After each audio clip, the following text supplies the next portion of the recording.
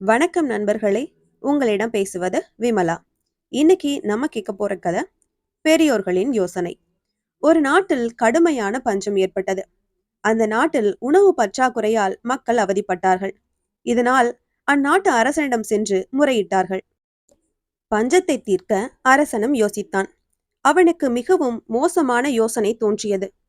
மக்கள் தொகை குறைந்தால் பஞ்சமும் குறையும் என்று நினைத்தான்.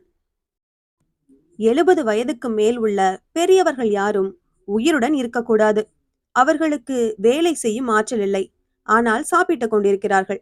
இதனால்தான் பஞ்சம் ஏற்படுகிறது. எனவே 70 வயதுக்கு மேலிருக்கும் அனைவரையும் கொன்றுவிட வேண்டும் என்று உத்தரவிட்டான். மக்கள் அனைவரும் அழுது புலம்பினார்கள். அரசனின் உத்தரவை மீற முடியாமல் வீட்டிலிருந்த பெரியவர்களை கொன்று புதைத்தனர். பிறகும் பஞ்சம் தீர்ந்த பாடில்லை. மக்கள் தங்கள் வைத்திருந்த விதைநெல்லை அவித்து அரிசியாக்கி சாப்பிட்டார்கள்.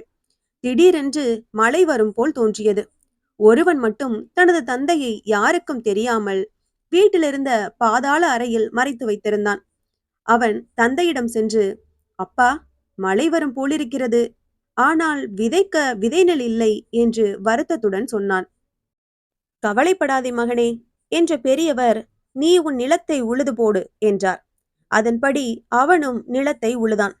அடுத்த நாள் மழை பெய்தது. 2 நாட்களில் பயிர் முளையிட்டது. செழிப்பாக வளர்ந்தது. அந்த ஊருக்கே சாப்பாடு போட்டது. அரசன் மிகவும் மகிழ்ந்து போய் அவனை அழைத்து வர செய்தான். விதைக்காமல் உன் நிலம் எப்படி விளைந்தது என்று கேட்டான். என் அப்பா சொன்னபடி செய்தேன். நிலத்தில் பயிர் விளைந்தது என்றும் தன் தந்தையை வீட்டில் பாதாள அறையில் மறைத்து வைத்திருக்கும் தகவலையும் சொன்னான். பெரியவரை அழைத்து வரும்படி தனது வீரர்களிடம் தெரிவித்தான். அவர்களும் போய் அழைத்து வந்தார்கள். அரசன் அந்த பெரியவரிடம், விதை இல்லாமல் நிலத்தை வெறுமனே உழுது போட்டால் பயிர் முளைக்கும் என்று எப்படி சொன்னீர்கள் என்று கேட்டான். எலிகளும் எறும்புகளும் தங்கள் தேவைகளுக்காக தானியங்களை சேர்த்து வைத்திருக்கும். அந்நிலத்தை உழும்போது அவை எல்லாம் வெளியில் வந்துவிடும்.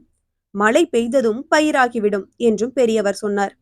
ஆ, இப்படி அரிய பல யோசனைகளை அனுபவபூர்வமாக சொல்லும் பெரியவர்களை எல்லாம் கொல்லும்படி உத்தரவிட்டு தவறு செய்து விட்டேனே என்று அரசன் வருந்தினான். இந்த கதை உங்களுக்கு பிடிச்சதுன்னா லைக் பண்ணுங்க, ஷேர் பண்ணுங்க, சேனலை மறக்காம சப்ஸ்கிரைப் பண்ணுங்க. அடுத்த கதையில சந்திக்கலாம்.